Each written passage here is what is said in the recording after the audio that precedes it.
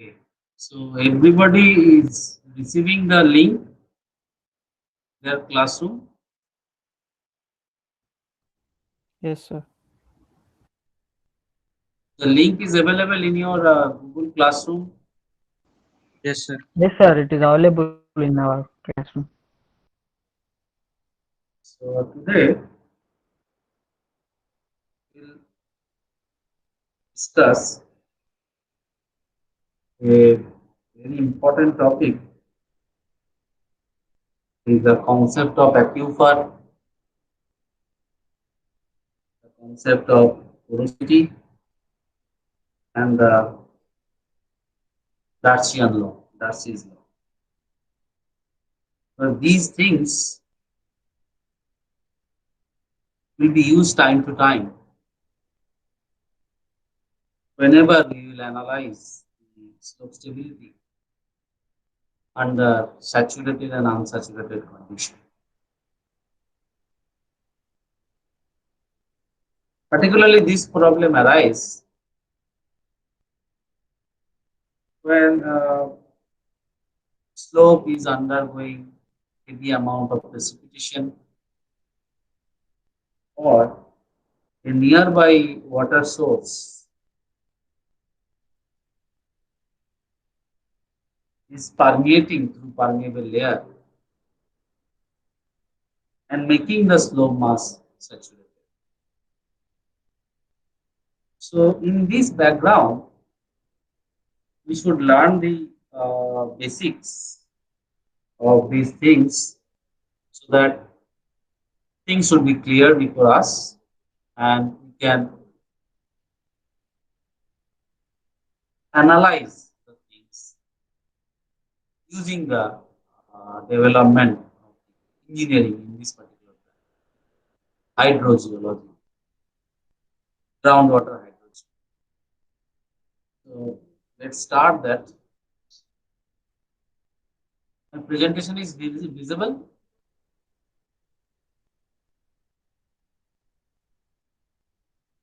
Yes, sir.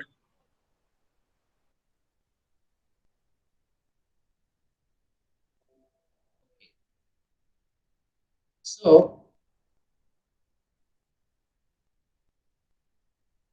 this is basically a representative picture how a water table is recharged, how a water table forms, different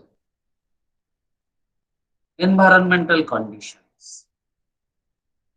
Here a cloud has been shown to represent the source of precipitation and that rainfall, that is the precipitation, is going to be infiltrated to the rock layer. And this will happen only the rock layer we are considering is permeable, that is, it will allow the water to flow. So in the dotted line after that, we are showing the water table. So below water table, rock zone is basically saturated. Below water table, the rock zone is saturated. And you see that water table is going to intersect to the nearby lake area, lake exposed water table. So it has a linkage with the nearby water resource. So in between this zone, the water table and the surface, between water table and the surface is basically the unsaturated vadose zone.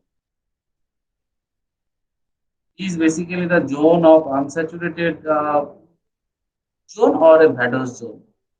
So in this zone, basically, water is there in the pore spaces between the grains. Water is there between the pore space of the grains, but along with that, air is also there. Air is also there in between the pores of in between the grains.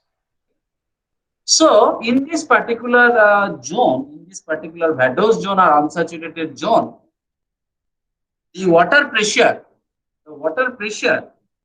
is basically less than the atmospheric pressure.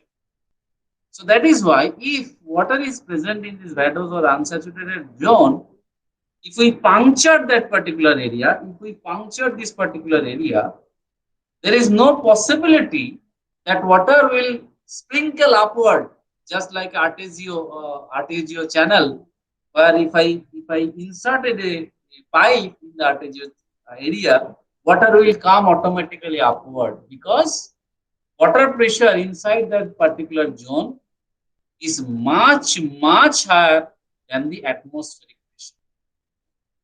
So in the vadose and unsaturated zone, we understood the water pressure is basically less than the atmospheric pressure. It is understood?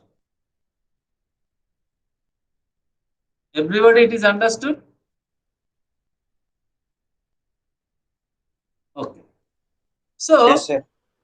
in the saturated zone, we have a ferritic surface. This ferritic surface, okay, and below that, water and rock is basically mixed with so that it is fully saturated. But sometimes you may ask that in this zone, suppose this is a tree, there's a tree. So how the tree is getting water? Because due to the life cycle of a tree, of any plant, these plants requires water. These plants require water. So water is there. Water is there here. Water is there. So water is flows upward. Water is flows upward from this particular position. We know naturally there is no scope because water in this zone is below the atmospheric pressure. So automatically or naturally, water is not going to be go upward.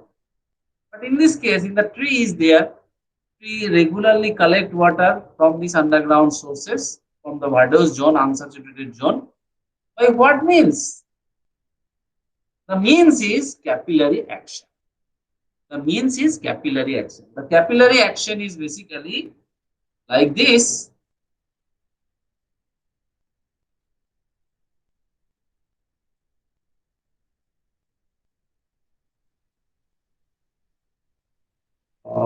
My paint screen is visible.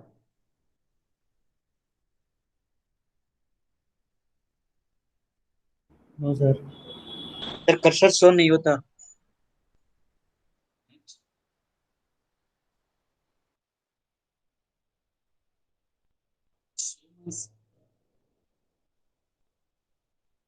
Enter screen.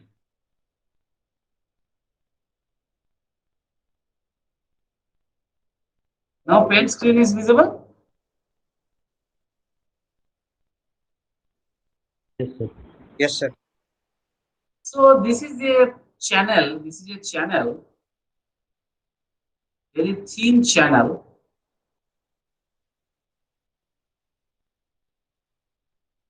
The thin channel. The width of this channel is very thin. The width of the channel is very thin.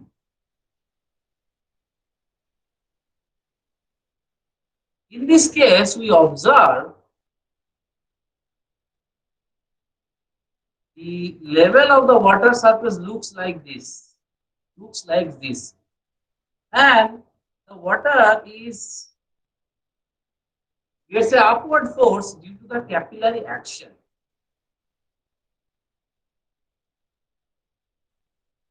Capillary action.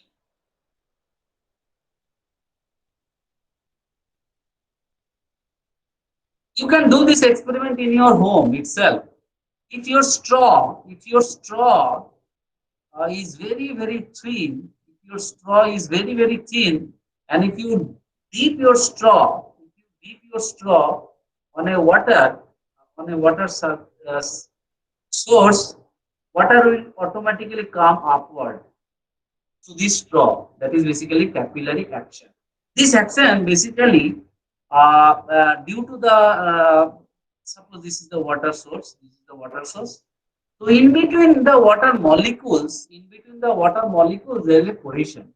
There is a cohesion, and due to that also, this is a surface. This is a surface. There is a additive force. Okay, the surface between the surface molecule and the water molecule, there is a additive force.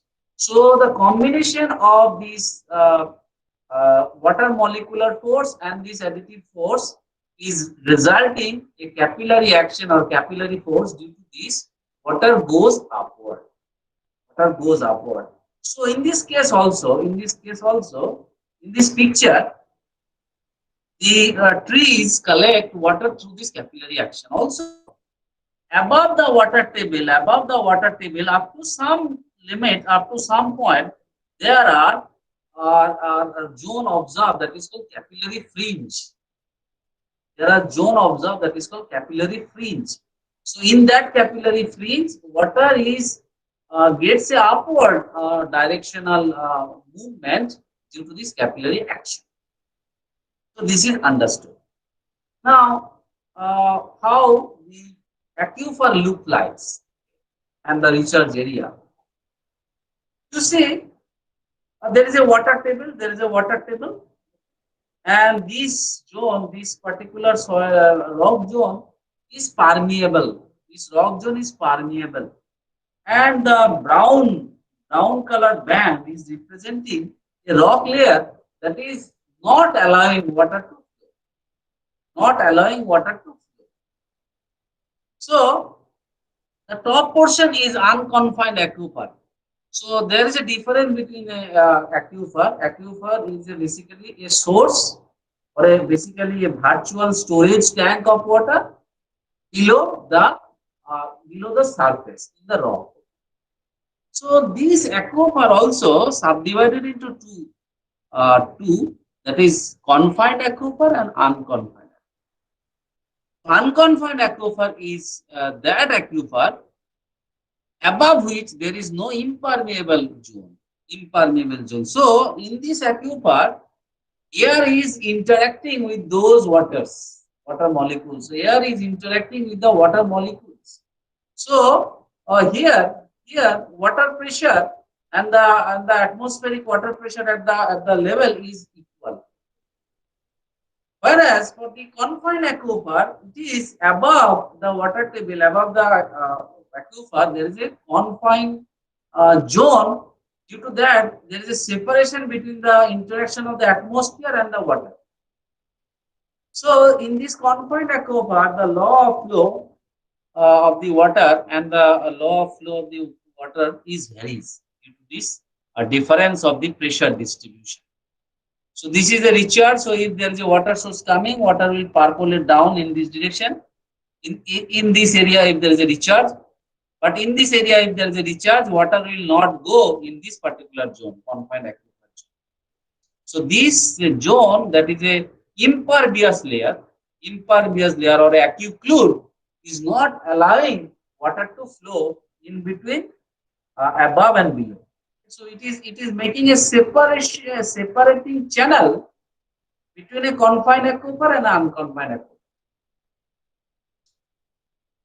Now, in this particular situation, how a contaminant will flow,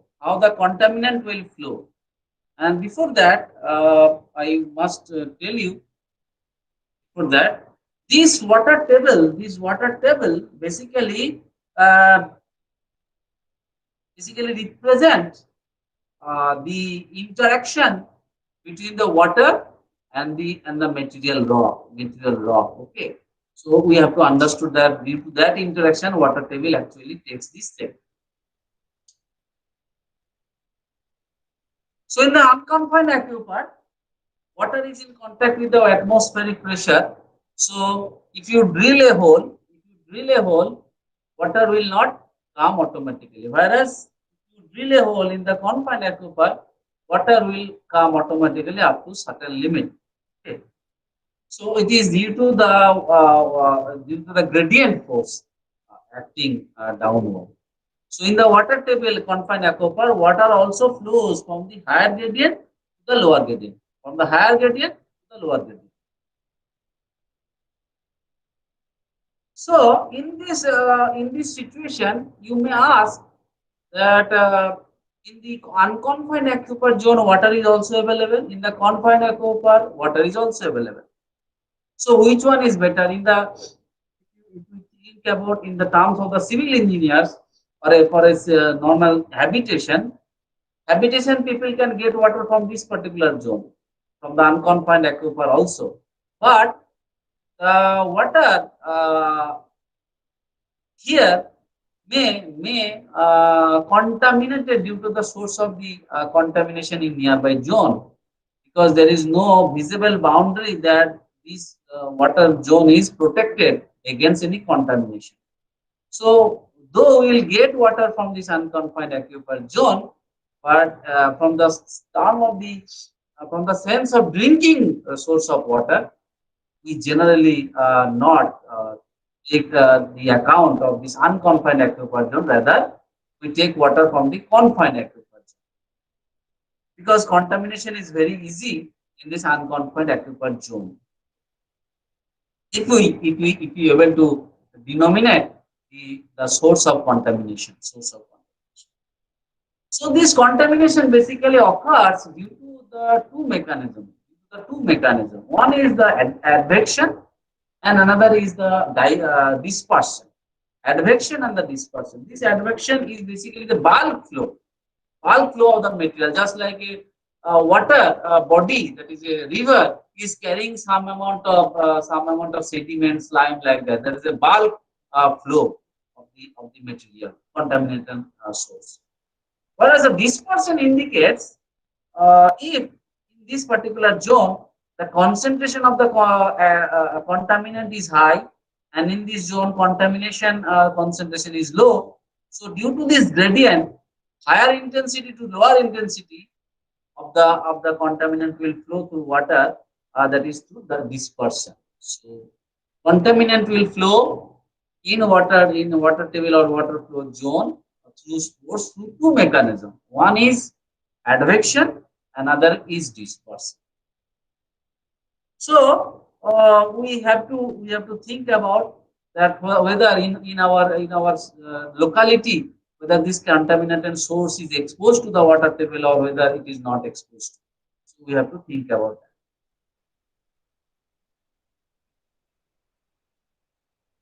Now this part we have discussed in the last class, that in the 1126 AD, this aquifer Artesio channel is discovered by people, and they have understood that in the ground below, so if you if a hole, water will come automatically, and that water is basically better in terms of consumption rather than the available surface water sources.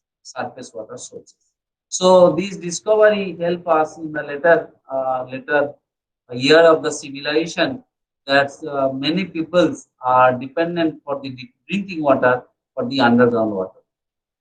Many drinking source of the water is basically nowadays underground water. But nowadays there are other problem. Due to the huge amount of upliftment of the water from the groundwater table. A vacuum occurs, and uh,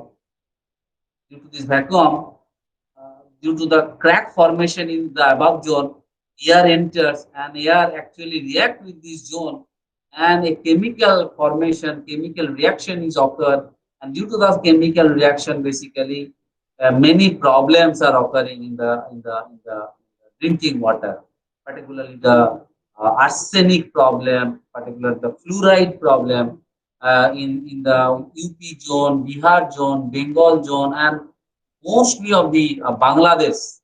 This area is basically heavily affected due to the pollution of the arsenic. So this arsenic is not a coming from the surface. This arsenic kind of compound is there inside the rock, and that compound react with the air, is forming a arsenic oxide kind of oxide, and that basically transported to this water, and that is going to mix with the drinking water, and that is basically a poisonous source. And many people have died for the last 20 and 30 years. So, this is basically arpeggio channel. How if we dig a channel, water will come automatically because this is due to the pressure difference. Huge amount of pressure is there. The water is confined, and water is getting an exit route, and that is why it is coming. Now, you may ask that it is a aquifer. So, how this aquifer actually store waters? So this aquifer store water you in porous layers. This porous layers is basically the pore space present in between the rock grains, in between the rock grains. So we have to understood the concept of porosity. So this concept of porosity actually indicates the percentage volume occupied by the voids. So if I consider a rock and I am considering a survey, so this is a portion of the rock, and these are the solid block of the rock. So in between the solid block there are pore spaces. There are spaces. This is called pore space. So this porosity is basically these voids is occupied a significant amount of area, okay, significant amount of volume also. So these pore space, suppose a small v is a pore space and total volume is capital V. So basically small v divided by the capital V is the porosity of this particular rock. Porosity of this particular rock. So this porosity is independent of scale. If I get a porosity of this scale, I can also decrease the scale. I will get similar kind of thing. If I increase the scale, I will get similar kind of thing. If arrangement of the pore space more or less homogeneous. So you can do this experiment in your home. That you piled a sand. Okay, you piled a sand, and from the top you just dip some amount of water. After some second or 20 second or 30 second, you will observe the water is coming to other side of the sand piles, side of the sand pile. Because when you are pouring some water on the sand pile, water is going downward because in between the sand grain particle there is a pore space. So through that pore space, water is getting the course or a path through which water is traveling, but after some point of time it is also exiting to that same pore space that is exposed to the air. So that is the things you can do easily this experiment in your home to conceptualize the concept of it. So due to this porosity, due to the porous layer is present, the porous pore space is present, this kind of rock exhibit a property called permeability. This kind of rock exhibit a property that is called permeability. This permeability actually measures the transmission property of the media and the interconnection of the pore space. Suppose you see these pore spaces are interconnected and it is forming a space. But in between this pore space, it is not connected. But in between this pore space, it is connected. In between this pore space, it is connected. So if there is a water source, water will come through this pore space, through this pore space, through this pore space, and it will come through this. But if water is there, it will come here and then it will be stagnant because there is no other pore space connecting to this pore space. So interconnection of the pore space is a very important measure, and that basically represent the permeability. So all the pore space is not basically used for permeability or a conduction or a flow of water, because different pore space are also blind because through that water will not percolate. Only water will percolate where there is interconnection of the pore space. So permeability measures the transmission property of the media and the interconnection of the pores. So this interconnection is very important. So this permeability indicates a property called hydraulic conductivity or transmissivity for this water table. So a good aquifer, for a good aquifer, we should have a very high porosity, as well as high permeability, because maybe high porosity is there, but these pores are not interconnected. If it is not interconnected, then flow will not occur. Flow will not occur. So it will not be a very good aquifer. For a good aquifer to be characterized, it should have high porosity as well as high permeability. And in this is basically active fluid. There is no pore spaces. There is no pore spaces. So due to there is no pore space, and maybe the pore spaces are not interconnected, water flow will not occur. Will not occur. So permeability property or hydraulic conductivity property is negligibly low. So this particular experiment you can do with the sand, that is a very high conductive, and if you take a say, clay kind of material, if you observe that after a rainfall or after a flood in any area, in the bottom, in the soil layer, in the top of the soil layer, is a fine black kind of soil is deposited. Black kind of soil is deposited. So if you pour some amount of water to those clay material, water will not water will not percolate. Water will not percolate because in the clay the grain size is so fine, so fine. So intergranular space is basically consumed and it is filled. So there is no pore space, effectively no pore space, and that will not allow water to percolate in those clay zone. So this clay basically act as a acute fluid zone. Similarly, granite rock is very act as active fluid zone.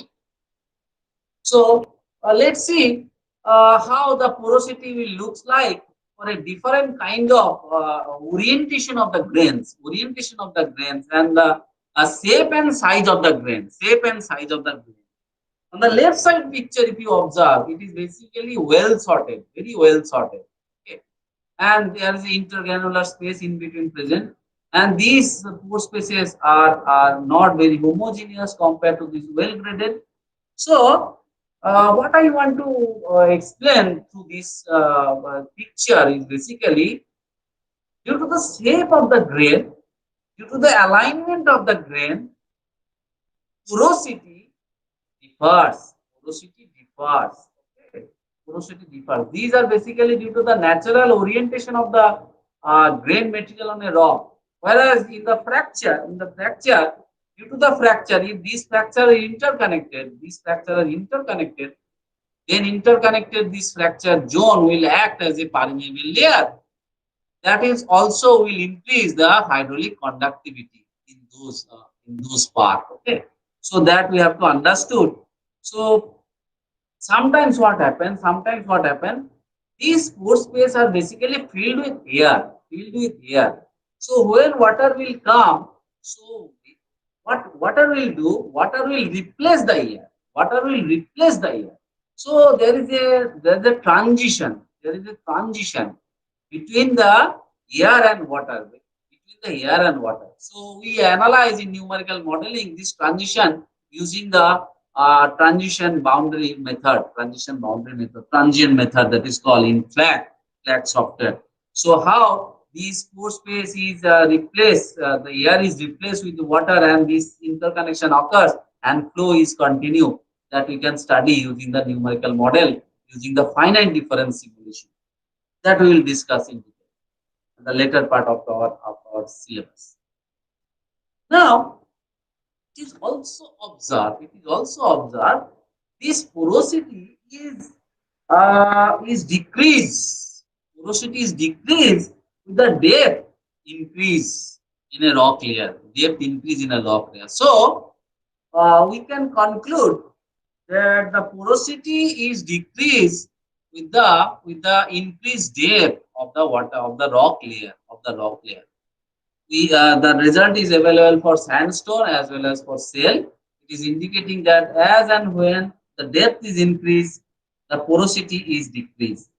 As and when the depth is increased, the porosity is also decreased. But the type, the profile of the decrease of the curve of the sandstone is not same as the shale. So this basically depends on different material, different rock material, and it is a fact that porosity is basically decreased with the depth increase, okay? Or reverse, porosity is increased with the depth decrease. So there is also some literature is available. Recent materials I have also found that these porosities also tend to increase with the grain size. Grain size. So this literature also available nowadays. But in general, the grain size porosity do not have any relation in general. But if you do a micro study on that, it also indicates that the porosity also tend to increase with the grain size. Now, let me discuss in the background of the development of this theory that is called Dacian flux theory. Dacian flux theory, that is the Dacian velocity theory, that will measure the specific discharge of water, specific discharge of water. So, in this background, the water is basically stored in the porous layer, in between the intergranular space as well as in the intragranular space, in between the grains as well as within the grain also water stores. Okay, so uh, in between, inside the grain or within the grain, permeability is so low. In general consideration or experiment, we do not consider this. Okay. But for a large area, we have to consider in scale. So that is to be understood in that respect. Now, this experiment was conducted by Henry Dachy in the year 1856 in France. What he tried to prove? He tried to prove that if I take a pipe with a sand or a sediment material, and if I pour some amount of water, in some time, water is also going to be discharged the other end. Water is going to be discharged in the other end, and that basically is called flow per unit area is the specific discharge. So if the Q is the amount, is the total discharge, and A is the area through which this discharge occurs. So small q is basically the unit in velocity, or it is called specific discharge. So this basically is understood in the terms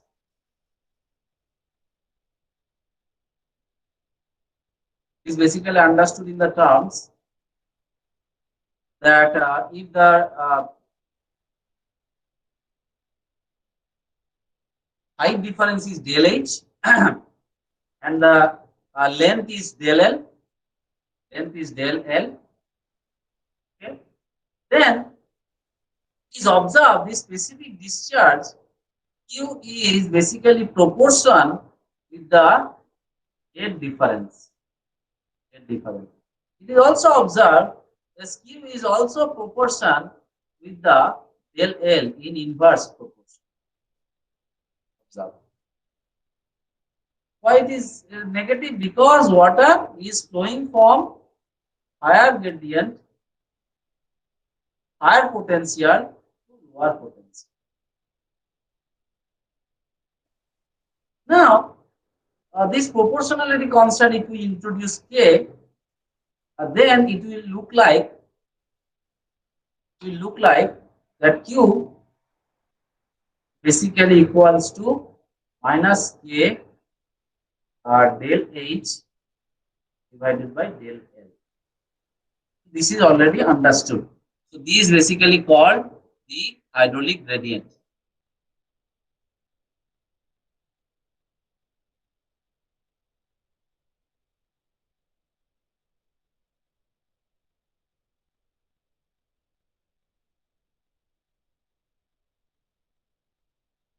Now this K is hydraulic conductivity. This K is hydraulic conductivity. This is hydraulic conductivity in unit L per T, that is length per time, that is meter per second. Meter per second is the general unit we use as per SI standard. SI standard. Okay. So this Q, del Q or a Q, total Q, whatever the amount, is indicate the flow. Flow per unit cross section. It is not actually indicate the actual velocity of water. It is not indicate actual velocity of water. It is not indicate. Rather, it is indicate a water flow through that particular pore space. Okay. So you can also write this expression in reverse in other nomenclature. A I I A is the area. This is already understood. Now, in different experiment we have found, this K can be related to, this K can be related to is equal to small k rho g divided by mu. So this rho is basically the mass density.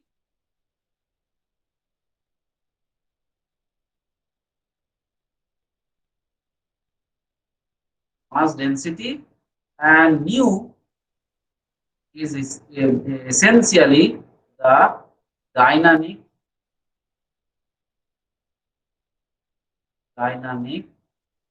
viscosity. Now, what is viscosity? Viscosity is a property.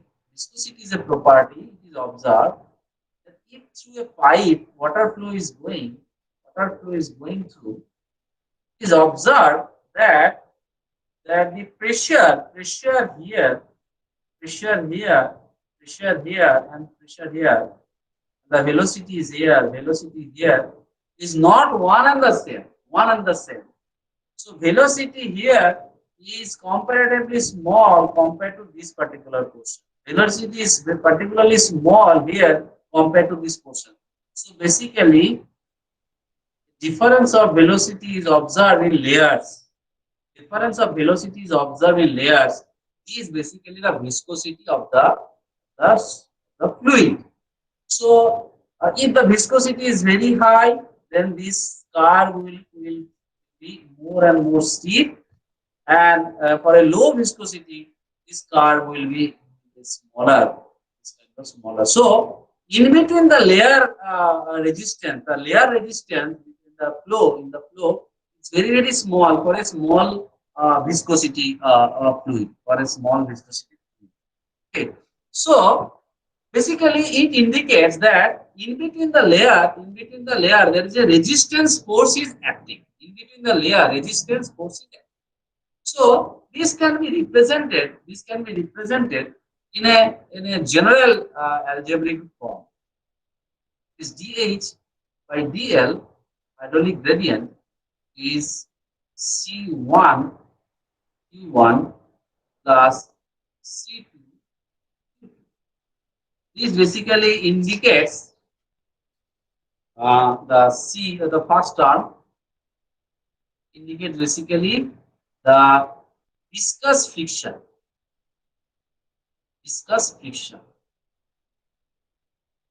Because water when water is flowing, it is flowing against a friction, against a resistance. So moving against a resistance, some loss will be there, and this is basically the kinematic energy dissipation.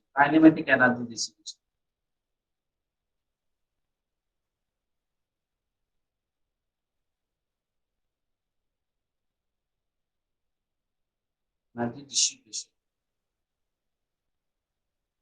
kinematic energy dissipation. So it is observed that for a rock, in between the pore space, it is a laminar flow. In a pore space, it is a laminar flow, and RE can be represented as rho V bar or D divided by mu. Okay? This indicates the top portion indicates the inertial force.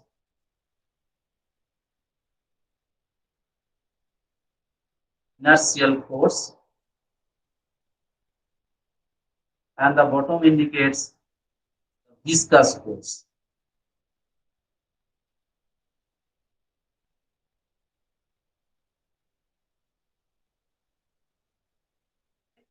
And it is observed that this amount is very slow for the rock. So the Darcian equation can be uh, modified like this now in using this formula. Now Q can be represented as Q is equal to minus A E rho G divided by mu H L. So this formula we can use for the Darcy formula. These Darcy's indicate one Darcy is the permeability that gives a specific discharge of 1 centimeter per second, the specific discharge of a fluid within the viscosity of 1 cp. 1 cp. So if we represent in 1 cp amount, so Q can be represented as minus Kp K rho G by Cp H. So these basically generally we found that this hydraulic gradient is basically 1 Cp is a under hydraulic gradient times the density of G of 1 atmospheric pressure per centimeter. So there are other property of the water aquifer. It is called transmittivity index that we have already studied in the last lecture.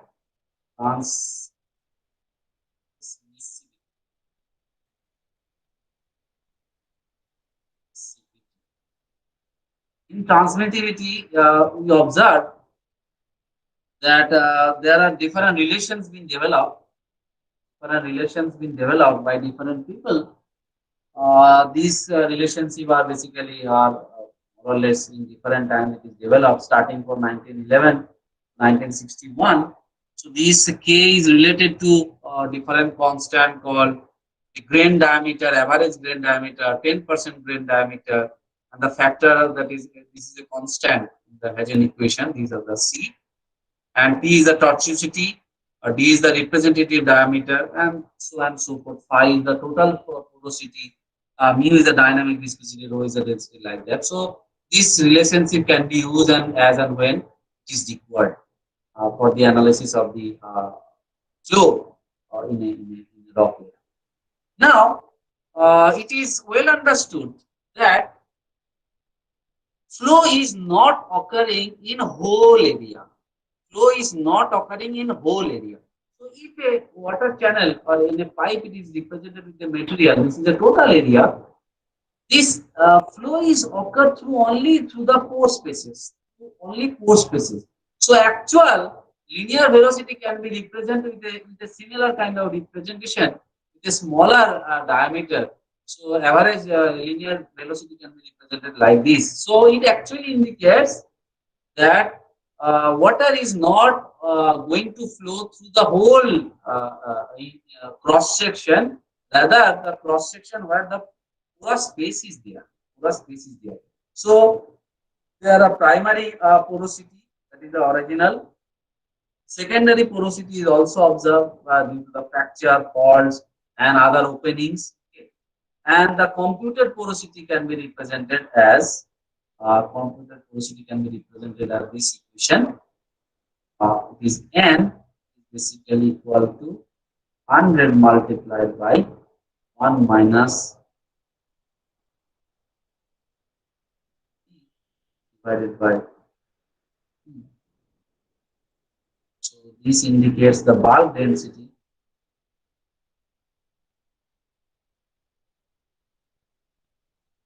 Bulk density.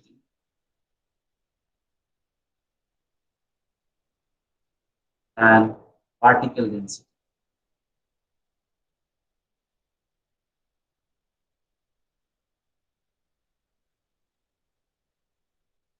Particle density. So the effective porosity basically can be represented using this formula. E bar is equal to minus K divided by Ne. This is the effective porosity. Ne into LH del L. Del by del L, or you can represent it with minus K divided by Ne H. So this is basically the average linear porosity, E bar, average linear porosity, and it is basically larger than this V. This V basically larger than the original V, that is equation created by the Darcy. This Q, specific discharge, is basically Ne into V. Is V bar. So this is about the concept of aquifer, concept of porosity, and the Darcy's law, how can be implemented and can be introduced in the concept of water. Now I request you all to raise your hand and ask question so that we can clear the doubts.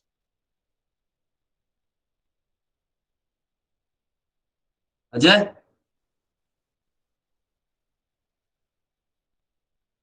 Okay. Tell me, any doubt? Assis? No, sir. Yes.